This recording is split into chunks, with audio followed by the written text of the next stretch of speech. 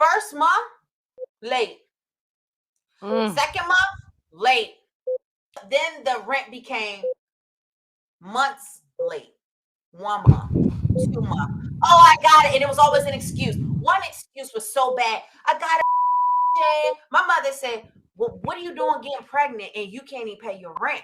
What you went through with this nightmare tenant, because people don't know what landlords go through behind closed doors. You just think you get a property, you rent it out, it's smooth. So I said what I would do is I'll purchase a primary home for my son and I, so that way I don't have to deal with anybody else's noise but maybe the house across the street or something like that. And what I'll do is I will rent this house out because, again, newly renovated, very nice community. Why not get an asset under my belt and start to leave a legacy for my son? Well, I rented it out on Zillow. I did all of my research. I'm extremely organized. I figure I got a great personality with good intention. Let me just bypass the property management piece because I was told by other people in the that had assets that property managers take about 10% of your rent. And I said, well, why don't I just charge a little less and keep that money in my pocket and manage the property myself, because it's newly renovated. What could possibly go wrong? So that's why I say it. When I first met her, I saw her pay stubs and I knew it was a government job, guaranteed check off the break.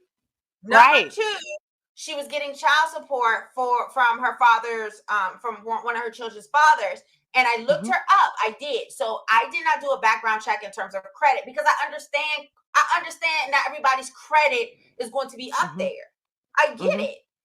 I didn't do a credit check the first time, but I will do a background check. So I did, and I saw that, yes, he does owe about $1,000 a month. So she was telling the truth on that, plus her government check.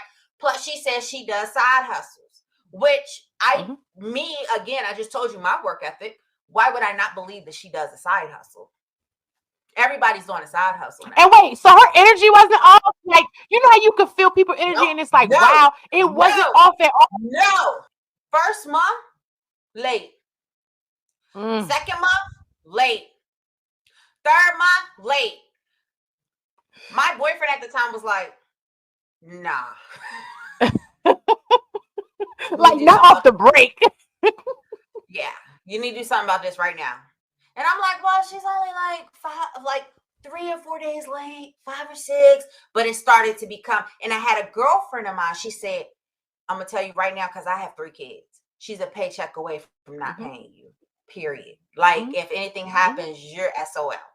So I said, well, well, guess what? Knowing me, so the first year went by, she's in the property. The second year, people were telling me not to renew with her. But at this time, she's still only like a week or 2 late. Now, that goes to show you my mentality, because I'm sure there are people watching now. I'm sure even you, a week or 2. No, get that half out of there. But you see that's where it's like, it's just a week or 2. I shouldn't even think like that, to be honest with you. But I'm trying to give somebody a break or whatever. Well, the second year, she done moved her brother and mother in. Didn't ask permission. Like, didn't ask permission. No, ma'am. I said, okay. So then she was like, oh, then the rent became months late. 1 month, 2 months. Oh, I got it. And it was always an excuse. One excuse was so bad. I got it. My mother said, well, what are you doing getting pregnant and you can't even pay your rent? What? You ain't even got the 3 of us. Like, you got 3 kids. So hold up. Research Shows Podcast.